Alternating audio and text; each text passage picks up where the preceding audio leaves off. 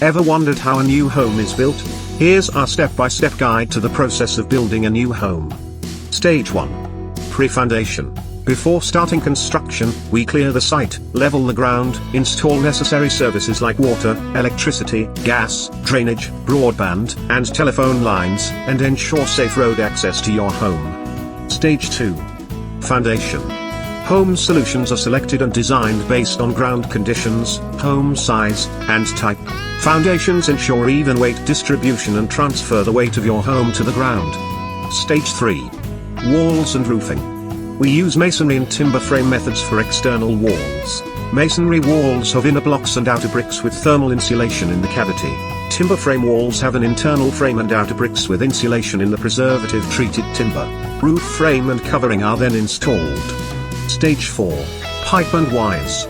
Before finishing internal walls, carpenters install partitions and staircases, while plumbers and electricians set up cables, plumbing, and selected extras like central heating, lighting, bathrooms, power sockets, smart technology, and security devices. Walls are then finished with plaster or plasterboard tri-lining in the first fix and plaster/lining stage, bringing your home to life. Stage 5. Fixtures and finishes. Your home is prepared for the second fix stage. Skirting, architraves, doors, kitchen, bathrooms, wardrobes, and cupboards are installed.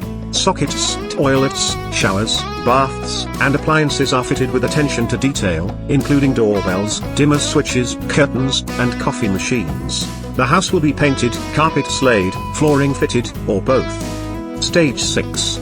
Quality assurance. Quality checks are conducted during construction. A customer relations manager inspects the house to ensure high standards are met. Certificates, warranties, cleaning, legal completion, and home demonstration arrangements follow. Contact us for a seamless construction experience.